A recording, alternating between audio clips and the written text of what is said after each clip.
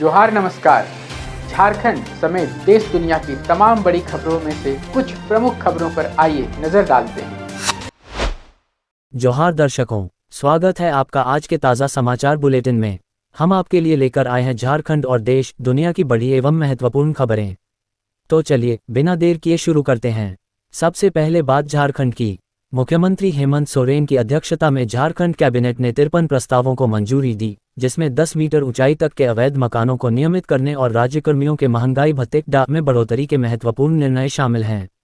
शिक्षा और नवाचार। राज्य में तकनीकी शिक्षा को बढ़ावा देने के लिए झारखंड रोबोटिक्स फेस्टिवल और विज्ञान आधारित क्विज प्रतियोगिताओं के आयोजन का फैसला लिया गया है, जिसमें सफल प्रतिभागियों के लिए लाखों रुपए के पुरस्कार रखे गए हैं। स्वास्थ्य और बुनियादी ढांचा। स्वास्थ्य सेवाओं को सुदृढ़ करने हेतु खूंटी, जामताड़ा, गिरिडीह और धनबाद के जिला अस्पतालों को मेडिकल कॉलेज में अपग्रेड करने की मंजूरी दी गई है। साथ ही परिवहन नियमों में बदलाव कर राजस्व बढ़ाने की योजना बनाई गई है। झारखंड के वित्त मंत्री राधाकृष्ण किशोर ने ट्रेजरी से करोड़ों की अवैध निकासी मामले में वरिष्ठ IAS अधिकारियों और CID द्वारा संयुक्त रूप से राज्य के सभी 33 कोषागारों की गहन जांच के आदेश दिए हैं। सख्त कार्रवाई का संकेत। हजारीबाग, बोकारो और रांची जैसे जिलों में वेतन के नाम पर हुई इस धांधली की ऑनलाइन मॉनिटरिंग की जा रही है और सरकार ने दोषियों के खिलाफ विभागीय कार्रवाई के साथ साथ सख्त कानूनी मुकदमा चलाने की चेतावनी दी है। आकाशवाणी रांची में 10 वर्षों तक नागपुरी लोकगीत प्रस्तुत करने वाले 90 वर्षीय वयोवृद्ध कलाकार नंदराम लोहरा अपनी ही पेंशन की राशि पाने के लिए बैंक के चक्कर काटने को मजबूर हैं। तकनीकी बाधा। पालकोट के बैंक कैशियर ने वृद्धावस्था के कारण हाथों में कंपन और हस्ताक्षर का मिलान न होने का हवाला देकर उन्हें पेंशन देने से इनकार कर दिया, जिससे उन्हें इस उम्र में भारी परेशानी झेलनी पड़ रही है। सिस्टम की संवेदनहीनता। समाजसेवी उमेश साहू ने बैंक की कार्यप्रणाली पर सवाल उठाते हुए कहा है कि अन्य वैकल्पिक प्रमाण पत्रों के आधार पर भुगतान किया जा सकता था, ताकि भीषण गर्मी में इस बुजुर्ग कलाकार को मायूस होकर न लौटना पड़े। झारखंड कैबिनेट में मंत्रियों द्वारा पलामू और संताल परगना के लिए भोजपुरी, मगही और अंगिका भाषाओं को शामिल करने की मांग पर आपत्ति जताए जाने के कारण JTET नियमावली को स्वीकृति नहीं मिल सकी। परीक्षा पर संकट। राज्य में 10 वर्षों से शिक्षक पात्रता परीक्षा नहीं हुई है और यदि 28 अप्रैल से पहले नियमावली को मंजूरी नहीं मिलती है तो 4 लाख से अधिक अभ्यर्थियों के लिए शुरू हुई आवेदन प्रक्रिया लटक सकती है। बहरागोड़ा के पानीपोड़ा नागुरसाई क्षेत्र में मछली पकड़ने गए ग्रामीणों को नदी का जलस्तर कम होने के कारण द्वितीय विश्व युद्ध के समय का एक और बम मिला है, जिससे इलाके में दहशत फैल गई है। पूर्व का इतिहास। इस क्षेत्र में पहले भी अमेरिकी निर्मित और द्वितीय विश्व युद्ध कालीन बम मिल चुके हैं, जिसके बाद पुलिस ने अब उच्चाधिकारियों और विशेषज्ञ टीमों को मामले की सूचना दी है।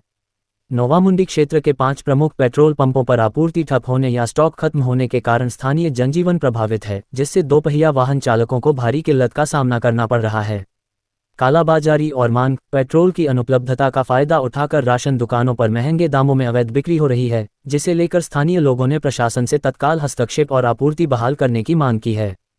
पूर्व मंत्री बंधु तिर्की ने अंचल कार्यालय में CO के साथ बैठक कर जमीन संबंधी मामलों में तेजी और पारदर्शिता लाने के निर्देश दिए, साथ ही लापरवाही बरतने वाले कर्मियों को कड़ी फटकार लगाते हुए वेतन रोकने की चेतावनी दी।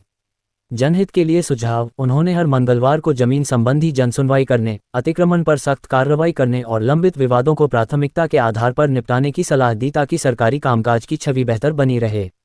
झारखंड परिमंडल के chief postmaster general Sanjeev Ranjan और डायरेक्टर रामविलास चौधरी ने नगड़ा और गेतलेसूद डाकघरों का दौरा कर कार्यप्रणाली का जायजा लिया और ग्रामीण सेवाओं में सुधार के निर्देश दिए। योजनाओं के प्रति जागरूकता। इस दौरान अधिकारियों ने ग्रामीणों को सुकन्या समृद्धि और डाक जीवन बीमा जैसी योजनाओं की जानकारी दी और सेवाओं की गुणवत्ता सुनिश्चित करने के लिए वरिष्ठ अधिकारियों द्वारा नियमित भ्रमण की बात कही। धनबाद के केंदुआडीह में NH32 पर भूगर्भीय आग और गैस के दबाव के कारण सड़क धंसने और दरारें आने से प्रशासन ने मार्ग को बैरिकेडिंग कर पूरी तरह बंद कर दिया है। निरंतर अस्थिरता। DGMS द्वारा पहले से ही असुरक्षित घोषित इस क्षेत्र में पिछले कई वर्षों से जमीन धंसने और गैस उत्सर्जन की घटनाएं हो रही हैं, जिससे स्थानीय आबादी के बीच जान माल के नुकसान का भारी डर बना हुआ है। रांची में मेडिकल छात्रा के साथ हुए दुष्कर्म मामले में भाजपा ने आरोप लगाया है कि मुख्य आरोपी दानिश का परिवार पीड़िता और गवाहों को केस वापस लेने के लिए धमका रहा है, जिसके चलते पार्टी ने उन्हें तत्काल 24 घंटे सुरक्षा देने की मांग की है। त्वरित न्याय की चेतावनी। भाजपा ने सभी आरोपियों की गिरफ्तारी और फास्ट ट्रैक कोर्ट में सुनवाई की मांग करते हुए चेतावनी दी है कि यदि जल्द न्याय नहीं मिला तो वे सड़क से लेकर सदन तक उग्र आंदोलन करेंगे। झारखंड हाईकोर्ट ने 1250 करोड़ रुपए के अवैध खनन और मनी लॉन्ड्रिंग मामले के मुख्य आरोपी दाहू यादव की अग्रिम जमानत याचिका खारिज कर दी है, क्योंकि उसने सुप्रीम कोर्ट के निर्देश के बावजूद अब तक सरेंडर नहीं किया है। जांच और बरामदगी। प्रवर्तन निदेशालय ऐड की छापेमारी में अब तक 5.34 करोड़ रुपये नकद और अवैध हथियार बरामद हुए हैं और कई समन के बावजूद पेश न होने के कारण आरोपी की मुश्किलें और बढ़ गई हैं। झारखंड हाईकोर्ट ने बोकारो की 18 वर्षीय लापता युवती के मामले में जांच में हो रही अत्यधिक देरी और लापरवाही पर कड़ी नाराजगी जताते हुए डीजीपी सहित सभी संबंधित उच्चाधिकारियों को तलब किया है और स्पष्ट चेतावनी दी है कि यदि बरामद कंकाल के डीएनए टेस्ट और एसआईटी की जांच में सुधार नहीं हुआ तो मामले की निष्पक्ष जांच के लिए इसे सीबीआई को सौंपा जा सकता है। अब देखिए राष्ट्रीय एवं अंतर्राष्ट्रीय सुर्खियां। ट्रंप प्रशासन ने रूस और ईरान से तेल खरीद पर दी गई अस्थायी छूट को आगे न बढ़ाने का फैसला किया है और चेतावनी दी है कि ईरान से व्यापार जारी रखने वाले देशों व बैंकों पर सेकेंडरी सैंक्शंस के जरिए कड़ा आर्थिक दबाव बनाया जाएगा। भारत और वैश्विक बाजार पर असर। इस फैसले से भारत जैसे बड़े खरीदारों के लिए ऊर्जा आपूर्ति की चुनौती बढ़ सकती है। हालांकि ओमान में अमेरिका ईरान के बीच होने वाली दूसरे दौर की शांति वार्ता की उम्मीद में फिलहाल अंतर्राष्ट्रीय बाजार में तेल की कीमतों में मामूली गिरावट देखी गई है। राष्ट्रपति डोनाल्ड ट्रंप ने क्यूबा पर रूस को 5,000 सैनिक भेजने का आरोप लगाते हुए वहां नेतृत्व परिवर्तन और कब्जे का संकेत दिया है, जबकि पहले से जारी अमेरिकी ऊर्जा नाकाबंदी के कारण क्यूबा का बिजली ग्रिड ध्वस्त हो चुका है और अर्थव्यवस्था चरमरा गई है। क्यूबा का कड़ा रुख। भीषण आर्थिक संकट और ईंधन की कमी के बावजूद क्यूबा के राष्ट्रपति मिगुएल डियाज कैनेल ने अमेरिका को सैन्य हमले के खिलाफ चेतावनी दी है और स्पष्ट किया है कि वे अपनी मातृभूमि की रक्षा के लिए मरते दम तक संघर्ष करेंगे।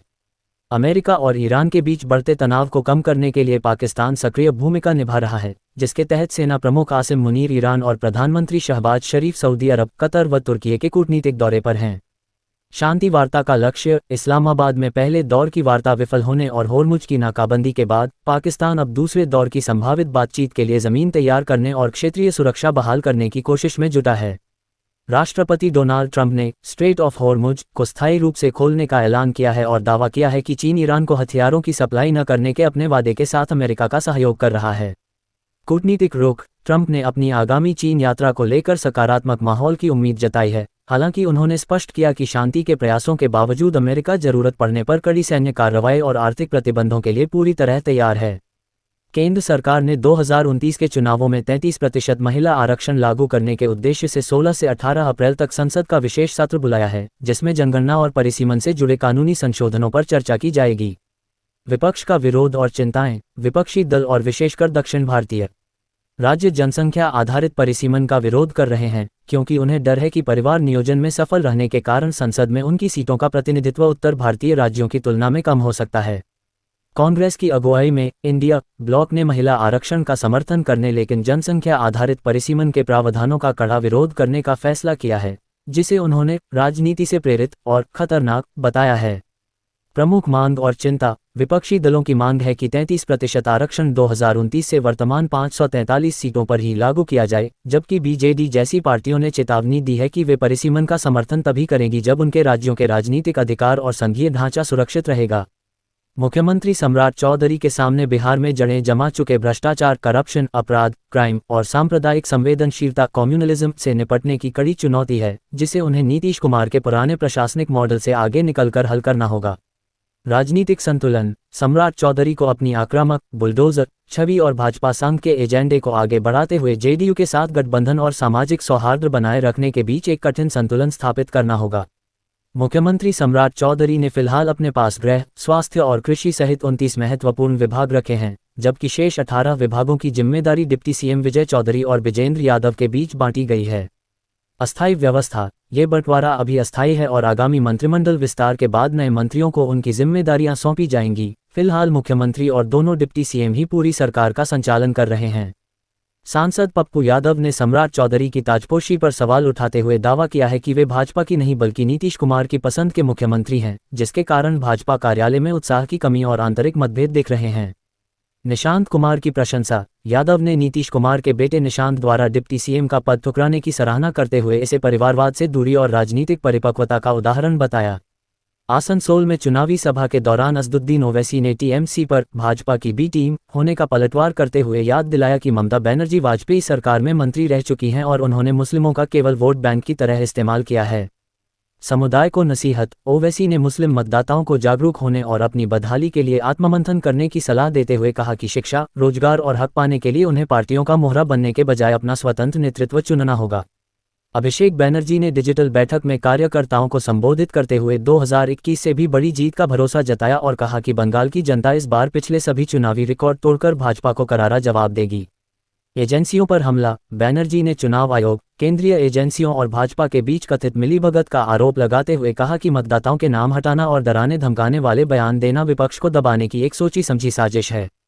केंद्रीय माध्यमिक शिक्षा बोर्ड (CBSE) ने 15 अप्रैल 2026 को कक्षा 10वीं के परिणाम घोषित कर दिए हैं, जिसमें लगभग 25 लाख छात्र शामिल हुए थे।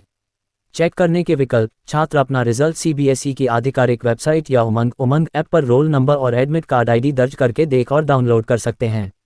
जनगणना की आड़ में साइबर अपराधी फर्जी वेबसाइट, संदिग्ध लिंक और फ़ोन कॉल के जरिए लोगों से उनकी निजी बैंकिंग जानकारी और OTP हड़पने की कोशिश कर रहे हैं। बचाव और सतर्कता। जनगणना प्रक्रिया में कभी भी बैंक विवरण या OTP की आवश्यकता नहीं होती, इसलिए सुरक्षा के लिए केवल आधिकारिक सरकारी पोर्टल gov.in पर भरोसा करें और किसी भी अनजान लिंक पर क्लिक न करें। बिहार के स्मार्ट मीटर उपभोक्ताओं को अब प्रीपेड के साथ पोस्टपेड मोड चुनने की भी आज़ादी दे दी गई है, जिससे वे चाहें तो पहले रिचार्ज करने के बजाय महीने के अंत में बिल भरने का तरीका अपना सकते हैं। बचत और अनिवार्यता। हालांकि स्मार्ट मीटर लगवाना सभी के लिए अनिवार्य रहेगा, लेकिन प्रीपेड विकल्प चुनने वालों को प्रति यूनिट सस्ती बिजली और रिचार्ज पर अतिरिक्त छूट जैसी वित्तीय सुविधाएं मिलती रहेंगी। ये थी आज की बड़ी खबरें। अगर आप ऐसे ही अपडेट्स पाना चाहते हैं तो हमारे YouTube चैनल को सब्सक्राइब करें, Facebook पेज को लाइक करें और इस वीडियो को लाइक एवं शेयर जरूर करें। फिर मिलेंगे अगले बुलेटिन में, तब तक के लिए जोहार और नमस्ते। कैसी लगी आपको हमारी ये खबर, ये हमें कमेंट बॉक्स में लिखकर ज़रूर से बताएं और ऐसे ही नवीनतम ताज़ा अपडेट्स, खास खबरों से रूबरू बने रहने के लिए बने रहें हमारे संग। कैमरा के पीछे से मेरा सहयोग कर रहे अजय महतो, आनंद चौहान के साथ मैं यजत पिंटू रांची।